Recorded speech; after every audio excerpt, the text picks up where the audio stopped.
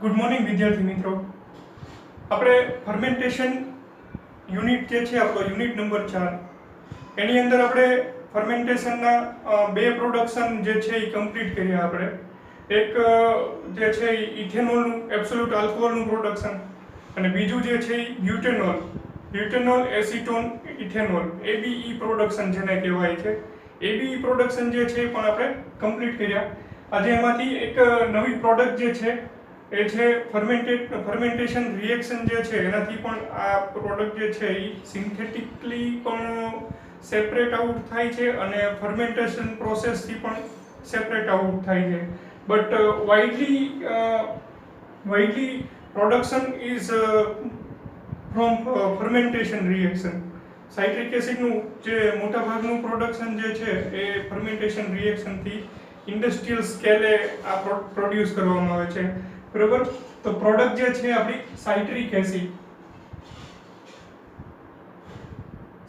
Acid જે છે એનું કેમિકલ ફોર્મ્યુલા છે એ 2 hydroxy 1,2,3 propane tricarboxylic acid. 2 hydroxy 1,2,3 propane tricarboxylic acid. એનું સ્ટ્રક્ચર જે છે અહીંયા ડ્રો કરેલું છે આપણે. This is citric acid. બરોબર. સાઇટ્રિક એસિડ જે છે એ એસિડિલન્ટ એજન્ટ તરીકે ફૂડ ઇન્ડસ્ટ્રીઝની અંદર ઘણી ફૂડ પ્રોડક્ટની અંદર સાઇટ્રિક એસિડ જે છે એ વપરાતું હોય છે.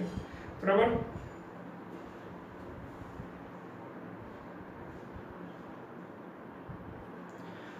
તો આના પ્રોડક્શનમાં આપણે આગળ ઉપર વાત કરશું તેમ આપણું મેઇન રો મટીરિયલ જે છે સાઇટ્રિક એસિડના પ્રોડક્શનની અંદર મેઇન રો મટીરિયલ જે છે એ મોલાસીસ છે. બરાબર. મોલાસીસ છે જે એ આપણને બીટ મોલાસીસ અથવા કેન મોલાસીસ કોઈ પણ હોઈ શકે. તો બીટ મોલાસીસ જે છે, બીટ મોલાસીસની અંદર શુગર કોન્સન્ટ્રેશન જે છે એ 48 to 55% હોય અને બીટ મોલાસીસની અંદર 55 to 56% જે છે એ બીટ મોલાસીસની અંદર શુગર કોન્સન્ટ્રેશન હોય છે. બરોબર. તો આપણું બીટ મોલાસીસ અથવા કેન મોલાસીસ જે છે એ આ હાયર કોન્સન્ટ્રેશન શુગર કોન્સન્ટ્રેશન સાથે આપણે એક મિક્સરની અંદર લેવામાં આવશે. બરોબર. જેના શુગર કોન્સન્ટ્રેશન કેટલું હશે? 48 to 55%. 55% sugar concentrated molasses is taken into the mixer in which we will add the sulfuric acid.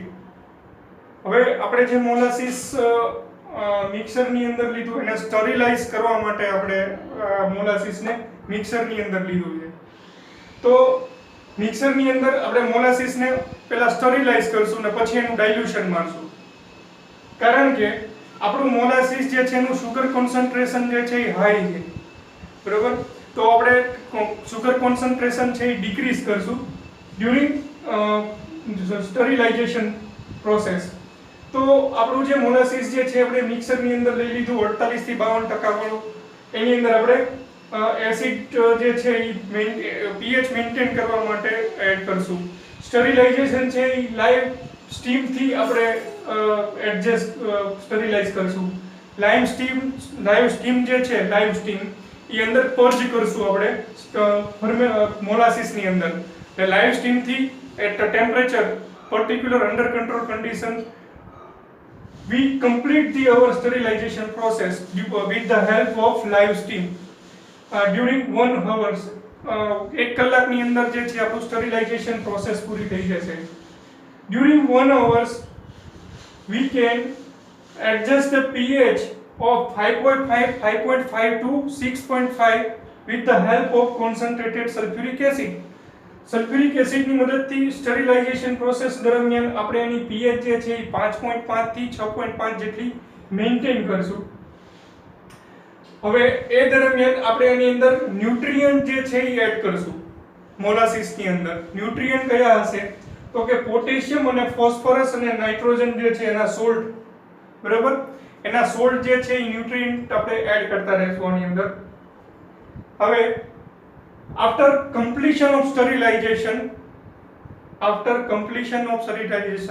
molasses is dilute with water to 15 to 20% sugar concentration. હવે જ્યારે તમારું 1 કલાક પછી જે સ્ટરીલાઇઝેશન પ્રોસેસ મોલાસીસની પૂરી થઈ ગઈ તો એની પછીનું સુગર કોન્સન્ટ્રેશન જે છે એ આપણે ડાયલ્યુશન મારવું પડશે. સુગર કોન્સન્ટ્રેશન ઘટાડવા માટે આપણે શું કરવું પડે? ડાયલ્યુશન મારવું પડે. ને સુગર કોન્સન્ટ્રેશન કોઈ પણ કમ્પોનન્ટનું કોન્સન્ટ્રેશન આપણે વધારવું હોય તો શું કરવું પડશે? એનું ડિસ્ટિલેશન કરવું પડશે અથવા ઇવોપરેશન કરવું પડશે. તો આ કન્ડિશનની અંદર આપણે એનું કોન્સન્ટ્રેશન 52% છે માની લ્યો, 50%, એમાંથી આપણે 15% કરવું છે તો એટલું પાણી જે છે એ આપણે મિક્સરની અંદર એડ કરવું પડશે. એટલે એનું કોન્સન્ટ્રેશન જે છે એ ડિક્રીઝ થઈ જશે, ડાયલ્યુશન ફોર્મમાં થઈ જશે સુગર, બરાબર. તો 52% માંથી 15% ડાયલ્યુશન થઈ જાય with the help of water. Water જે છે આફ્ટર કમ્પ્લીશન ઓફ સ્ટરીલાઇઝેશન આપણે એડ કરશું. then this diluted molasses, sterile molasses, is allowed to gravity force into the taken into fermenter. બરાબર. હવે આપણી ફર્મેન્ટેશન રિએક્શન જે છે એ સ્ટાર્ટ થાય છે. હવે આપણું જે ડાયલ્યુટ મોલાસીસ જે છે, dilute sterilise molasses is taken into fermenter by gravity force. બરાબર. હવે ફર્મેન્ટરની અંદર આપણે એની રચના પણ જોઈ ગયા કે એની અંદર શું હોય છે. ફર્મેન્ટેશન રિએક્શન જે છે એ બે પ્રકારે હોઈ શકે. એક છે એરોબિક હોઈ શકે, એક એનએરોબિક હોઈ શકે. એરોબિક હોય તો ફર્મેન્ટેશન રિએક્શન દરમિયાન આપણે એની અંદર એર જે છે એ સર્ક્યુલેટ કરતા રહેવી પડે. અને એનએરોબિક હોય તો એની અંદર એરની એબ્સન્સની અંદર ફર્મેન્ટેશન રિએક્શન થાય, બરાબર. પણ અહીંયા આ કન્ડિશનની અંદર એરોબિક બેક્ટેરિયા જે છે એ આપણે એડ કરીએ છીએ, એટલા માટે એની પ્રેઝન્સમાં આપણે ઓક્સિજનની જરૂર પડશે. એટલે ઓક્સિજન માટે આપણે એર જે છે એ કન્ટિન્યુઅસલી પર્જિંગ કરશું. બીજું, ફર્મેન્ટેશન રિએક્શન જે છે it is long time reaction. એનો જે ડ્યુરેશન ટાઈમ જે છે એ બહુ લાંબો હોય છે. એનું કમ્પ્લીશન જે છે ઘણા સમય પછી, ઘણા દિવસો પછી થાય. Fermentation reaction is very slow reaction. It is done by microbes, microorganism, બરાબર. તો આને આપણે જ્યારે સ્ટરાઇલ મોલાસીસ જે છે એ ફર્મેન્ટરની અંદર લઈ લીધું ત્યારે આ રિએક્શન જે છે it is done into 8 to 12 day. 8 થી 12 દિવસ દરમિયાન ફર્મેન્ટેશન જે છે એ ફર્મેન્ટરની અંદર થશે. હવે એની અંદર આપણે સાઇટ્રિક એસિડ પ્રોડ્યુસિંગ સોર્સિસ જે છે એ આપણે એડ કરવા પડશે. એ છે યીસ્ટ. કેન્ડિડા યીસ્ટ જે છે એ આપણે એની અંદર એડ કરશું. કેન્ડિડા યીસ્ટ જે છે એ આપણે ફર્મેન્ટરની અંદર ફર્મેન્ટેશન રિએક્શન દરમિયાન એડ કરશું. હવે આપણું ફર્મેન્ટર જે છે એની અંદર આપણે યીસ્ટ એડ કરી દીધી, ડાયલ્યુટ સ્ટરીલાઇઝ મોલાસીસ જે છે એ એડ કરી દીધો. હવે એની અંદર એર જે છે સર્ક્યુલેશન કરશું, કારણ કે આ જે છે યીસ્ટ ગ્રોથ જે છે કલ્ચરનું પ્રોડ્યુસિંગ જે છે વિથ ધ હેલ્પ ઓફ એરની પ્રેઝન્સની અંદર કલ્ચર જે છે એનો ગ્રોથ કરશે. એટલા માટે આપણે એની અંદર એર જે છે એ કન્ટિન્યુઅસલી સર્ક્યુલેટ કરશું during the 8 to 12 day. 8 to 12 day air is circulated in the fermenter reaction. During the 8 to 12 day, maintain the temperature of fermenter is 28 to 32 degrees Celsius. During this time, after completion of fermentation reaction, the mass volume is reduced. Mass volume is reduced because of some CO2 is evolved during the fermentation reaction, and mass becomes slightly acidic. It is dropped to pH 5.5 to 2 at the end of the fermentation reaction. જે તમારી pH જે છે એ drop થશે 2 at the end of the reaction, બરાબર. તો તમારું જે માસ જે છે એ એસિડિક ફોર્મમાં થઈ જશે after completion of the fermentation reaction.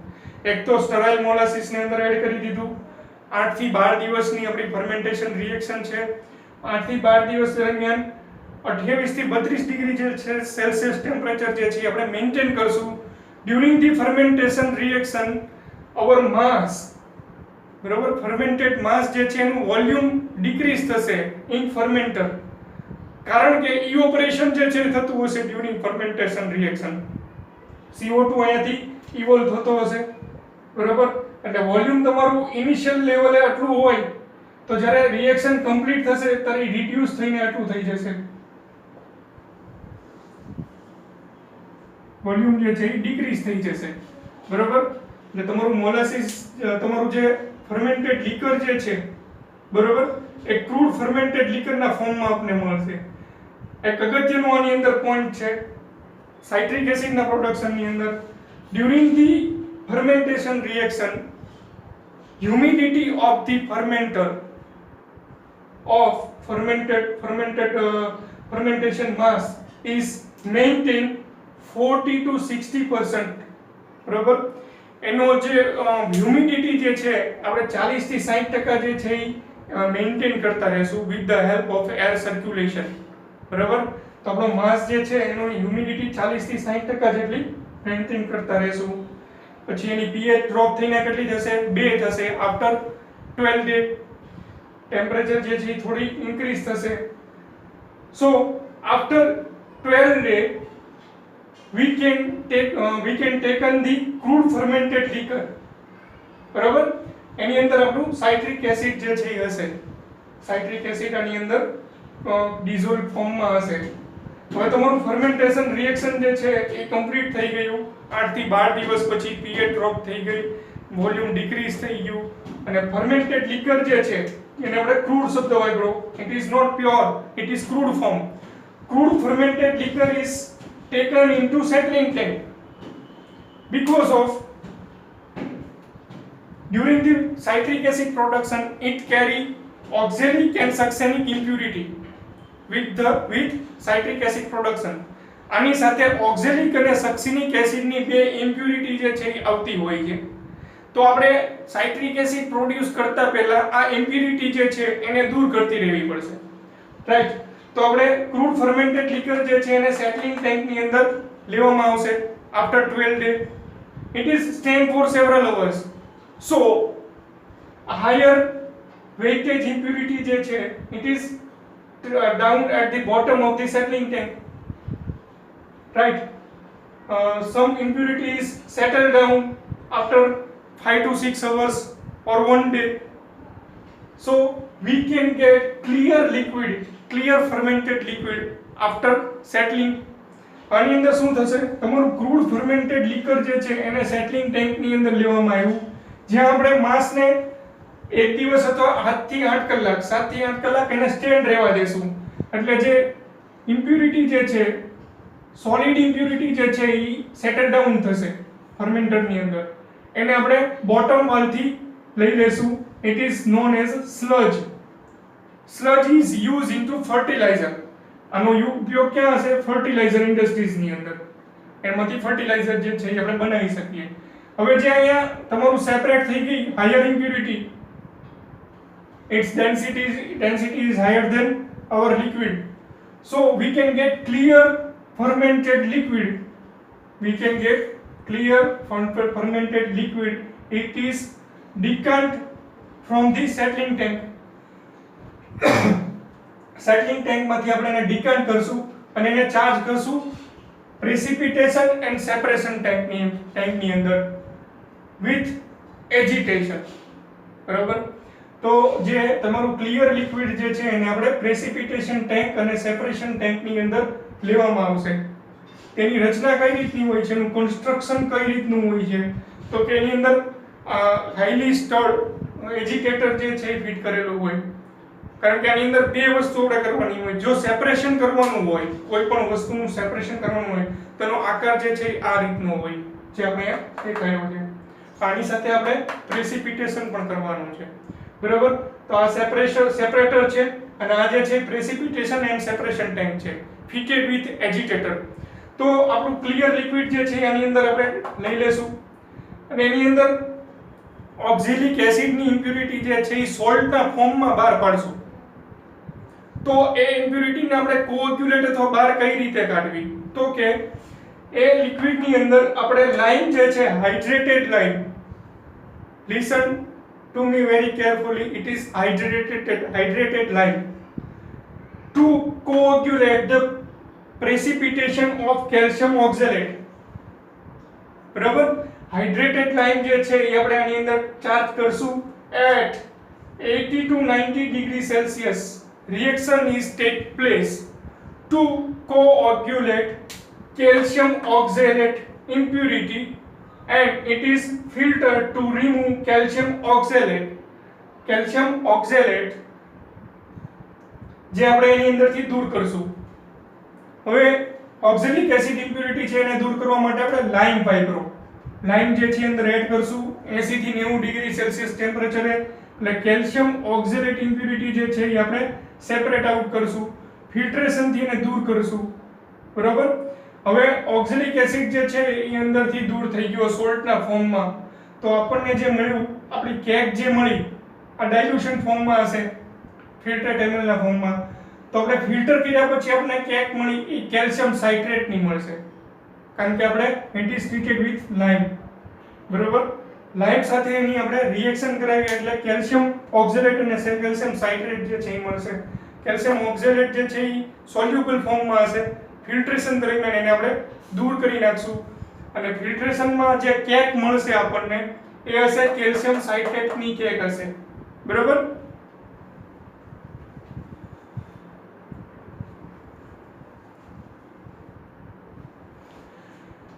હવે કેલ્શિયમ સાઇટ્રેટ ની કેક જે છે એમાંથી આપણે બીજી ઇમ્પ્યુરિટી દૂર કરવી પડશે. જે કેલ્શિયમ જે છે એને આપણે દૂર કરવું પડશે. પહેલા આપણે કેલ્શિયમ ઉમેર્યું, લાઇમ ઉમેર્યું, કારણ કે ઓક્ઝેલિક એસિડ ઇમ્પ્યુરિટી દૂર કરવી પડશે. હવે કેલ્શિયમ જે છે એ કેલ્શિયમ સાઇટ્રેટ કેકના ફોર્મમાં આપણને મળી, એટલા માટે કેલ્શિયમ જે છે એ રિમૂવ કરવું પડશે. તો શું કરશું, calcium citrate cake is taken into acid diluter. બરાબર, તો એસિડ ડાયલ્યુટર ની અંદર આપણે આ કેલ્શિયમ સાઇટ્રેટ ની કેકને લઈ લેશું. then it is react with sulfuric acid, diluted sulfuric acid ને આપણે calcium citrate કેકને dilute sulphuric acid થી ટ્રીટ કરશું. ત્યારે આપણું કેલ્શિયમ સલ્ફેટ જે છે એક સોલિડ ફોર્મ ની અંદર આપણને મળશે. હવે અહીંયા આપણે જે સલ્ફ્યુરિક એસિડ સાથે કેલ્શિયમ સાઇટ્રેટ ની રિએક્શન કરાવી એટલે આપણે કેલ્શિયમ સલ્ફેટ જે છે એ સોલિડ ફોર્મ ની અંદર આની અંદર પ્રેસિપિટેટ થશે, જે આપણે ફિલ્ટ્રેશન થી દૂર કરશું કેલ્શિયમ સલ્ફેટને. ફિલ્ટ્રેટ એમએલ મળ્યું છે એની અંદર હવે સાઇટ્રિક એસિડ રહેશે. અહીંયા શું રહેશે આપણને,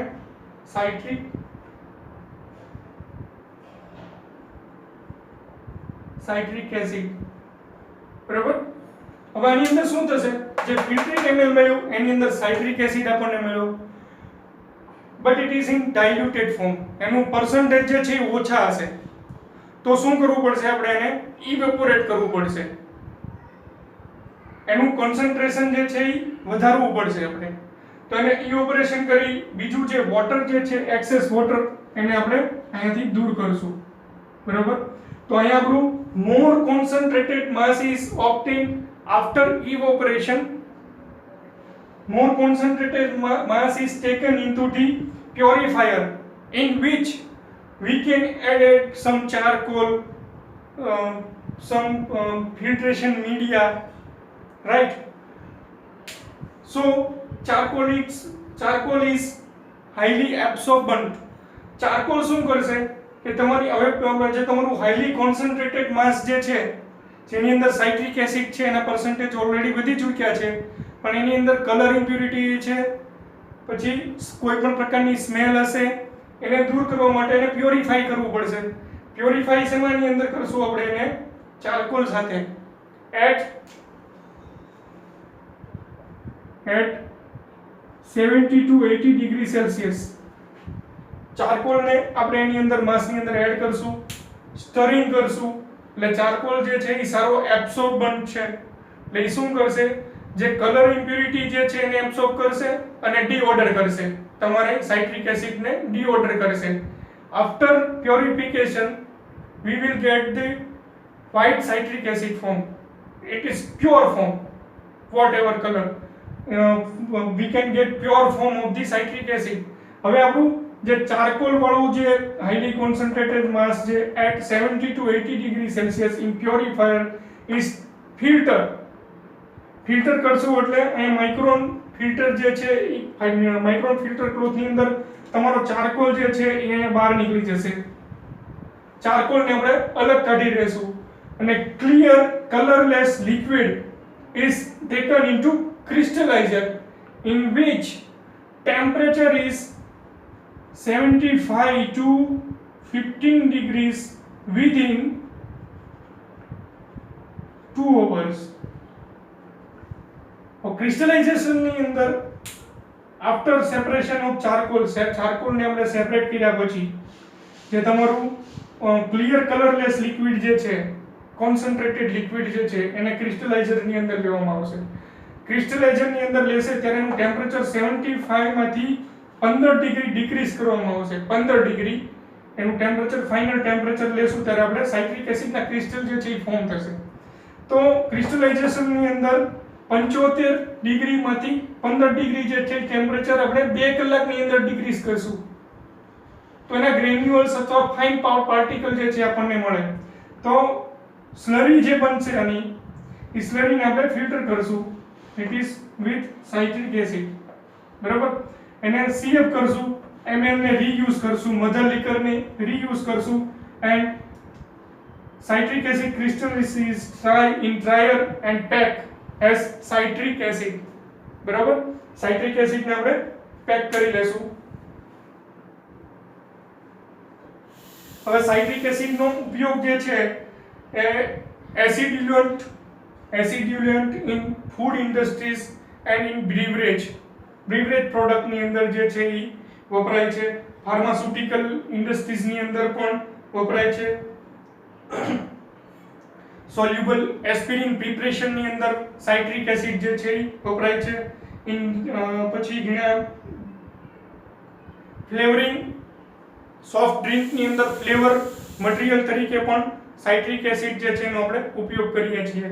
એનું મને એવું નથી લાગતું જે એની મેઇન પ્રોડક્શન જે છે એ આપણે ભણી લીધું, પણ એની પ્રોપર્ટીઝ છે, યુઝિસ છે એ તો તમે જાતે પણ જોઈ શકશો અને જાતે પણ કરી શકશો એનું, બરોબર.